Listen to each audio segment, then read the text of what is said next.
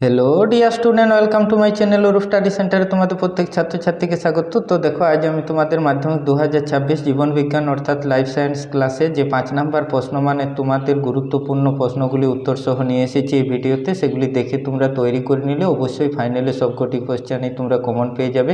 তো দেখো, যারা চ্যানেলটিতে নতুন দেখছো অবশ্যই চ্যানেলটিকে সাবস্ক্রাইব করবে এবং ভিডিওগুলি শেষে ভালো লাগলে অবশ্যই বন্ধুদের মধ্যে শেয়ার করবে। তো দেখো, আমি তোমাদের সেই 11টি কোয়েশ্চেন তুলে ধরেছি এই ভিডিওর মাধ্যমে, পরপর দেখিয়ে দিচ্ছি তোমাদের উত্তর সহ সেই ভিডিওগুলি তোমরা দেখে তৈরি করে নাও তোমাদের সেই প্রশ্নমানের উত্তরগুলি, যারা তৈরি হয়ে গেছো সবাই। তো দেখো, সেই উত্তরগুলি আমি দেখিয়ে দিই। প্রথমেই দেখো যে গুরুত্বপূর্ণ কোয়েশ্চেনটি তোমাদের 4-এর আগে আছে, একটি আদর্শ নিউরনের বিজ্ঞানসম্মত পরিচ্ছন্ন চিত্র অঙ্কন করো। হ্যাঁ, তো আমি আগেই যে তোমাদের কাছে জানিয়ে দিচ্ছি যে ছবিটি এখানে একটু ব্ল্যাক এসে গেছে, সেটাও জেরক্স পেপারে। তো এটি তোমরা জানো, ছবিটি নিউরনের খুব সুন্দর করে আঁকবে তোমরা। যে যে নামগুলি কোশ্চেনে থাকবে সেই নামগুলি তোমরা চিহ্নিত করবে। হ্যাঁ, তো দেখো, তারপর অথবা যে গুরুত্বপূর্ণ ছবিটি তোমাদের রাখা আছে, একটি আদর্শ ইউক্যারিওটিক ক্রোমোজোমের অঙ্গসংস্থানিক গঠনের বিজ্ঞানসম্মত চিত্র অঙ্কন করো। সেই চিত্রটি এভাবে তোমরা আঁকবে। যে যে নামগুলি তোমাদের এখানে ক্রোমাটিড, টেলোমিয়ার, সেন্টোমিয়ার, নিউক্লিওলার, এগুলি তোমরা দিবে যে যে নামগুলি চাইবে। চিত্রের পাশে সেগুলি তোমরা লিখে দেবে, কেমন, যে সঠিক জায়গাগুলি চিহ্নিত করে দেখাবে। তারপর দেখো যে গুরুত্বপূর্ণ 4-2-এর কোশ্চেনটি আছে, মাইটোসিস ও মিওসিসের মধ্যে প্রদত্ত 3টি বিষয়ের পার্থক্য নিরূপণ করো।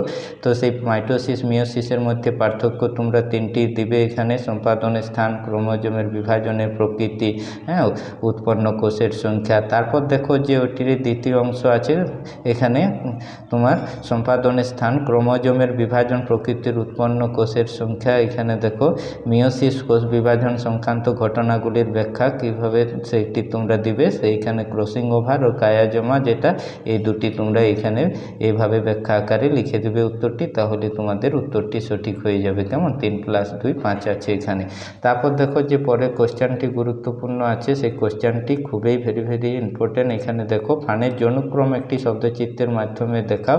তো ফানের জনুক্রমটি এভাবে তোমরা শব্দচিত্রের মাধ্যমে দেখাবে, চিত্রটি অঙ্কন করবে তোমরা। বই সহায়িকা, টেক্সট বই, এগুলি থেকে যে সুন্দর ছবিটি ফানের জনুক্রমের আছে, এখানে ছবিটি একটু অস্পষ্ট এসেছে। তো তোমরা তৈরি হয়ে গেছো সুন্দর করে, ছবিটি এঁকে প্র্যাকটিসও হয়ে গেছে তোমাদের। তো এই প্রশ্নটি অবশ্যই গুরুত্বপূর্ণ, এটি তোমরা দেখে নাও, আরও ভালো করে তৈরি করে নাও তোমাদের।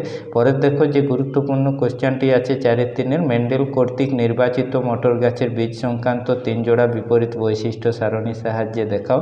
মানুষের লিঙ্গ নির্ধারণ পদ্ধতি একটি চেকারবোর্ডের সাহায্যে দেখাও। তো দেখো, সেই উত্তরটি আমি তোমাদের দেখিয়ে দিচ্ছি এখানে।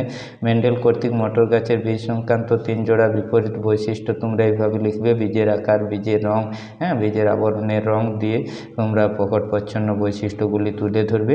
দেখো, তার সাথে যে কোশ্চেনটি আছে, মানুষের লিঙ্গ নির্ধারণ পদ্ধতি একটি চেকারবোর্ডের সাহায্যে দেখাও। তো এখানে দেখো, X শুক্রাণু, Y শুক্রাণু দিয়ে তোমরা এইভাবে চেকারবোর্ডটি সাজিয়ে দেখাবে, তাহলে 2-2 নাম্বার, আর আগেরটি তোমাদের 3-3-2 5 নাম্বার এখানে হয়ে যাবে। পরের দেখো গুরুত্বপূর্ণ যে কোশ্চেনটি আছে, সেই কোশ্চেনটি আমি তোমাদের দেখিয়ে দিচ্ছি।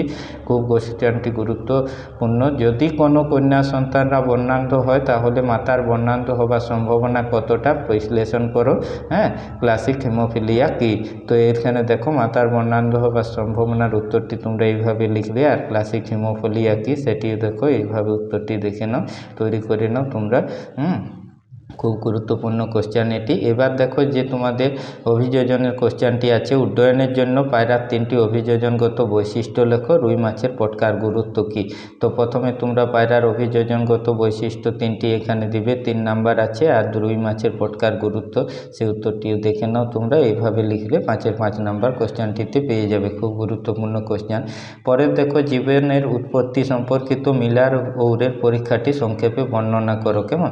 এই কোশ্চেনটি ভেরি ইম্পর্ট্যান্ট, ভালো করে তোমরা দেখে নাও, অবশ্যই তৈরি করে নিলে পরীক্ষায় কমন পাবে। তো দেখো, সেই উত্তরটি সুন্দর করে করা আছে। পরবর্তী দেখো যে গুরুত্বপূর্ণ কোশ্চেনটি রাখা আছে তোমাদের জন্য, নাইট্রোজেন সংবন্ধন কাকে বলে? নাইট্রোজেন সংবন্ধনে ব্যাকটেরিয়ার ভূমিকা উল্লেখ করো, কেমন। খুব গুরুত্বপূর্ণ কোশ্চেন, নাইট্রোজেন সংবন্ধন কাকে বলে দেখো, আর নাইট্রোজেন সংবন্ধনে ব্যাকটেরিয়ার ভূমিকাটি এখানে দেখে নাও সুন্দর করে উত্তরটি। রাইজোবিয়াম এজিটোব্যাক্টর, এই ব্যাকটেরিয়াগুলি দেখো, তো সুন্দর করে এইভাবে লিখলে 5-এর 5 নাম্বার তোমাদের চলে আসবে। পরের দেখো যে মানুষ ও প্রাণীর উপর শব্দ দূষণের প্রভাব আলোচনা করে জীব বিবর্ধন কাকে বলে, সেই কোশ্চেনটি দেখো এখানে 5 আছে। প্রথমে মানুষ প্রাণীর উপর শব্দ দূষণের প্রভাব, হ্যাঁ, মানুষ ও প্রাণী দেখো এইভাবে পয়েন্ট দিবে। তারপর দেখো জীব বিবর্ধন কি, সেই জীব বিবর্ধনটা তোমরা এইভাবে লিখবে, তাহলে উত্তরটি সঠিক হবে।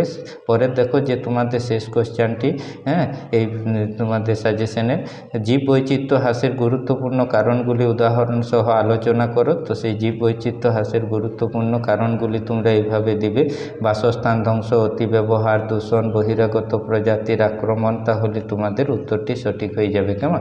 তো এই ছিল তোমাদের জীবনবিজ্ঞান সাজেশনের 5 নাম্বার প্রশ্নমানের গুরুত্বপূর্ণ একটি সাজেশন ভিডিও। তো ভিডিওটি ভালো লাগলে অবশ্যই লাইক দিবে, বন্ধুদের মধ্যে শেয়ার করবে এবং হ্যাঁ, যারা চ্যানেলটিতে নতুন দেখছো অবশ্যই চ্যানেলটিকে সাবস্ক্রাইব করবে।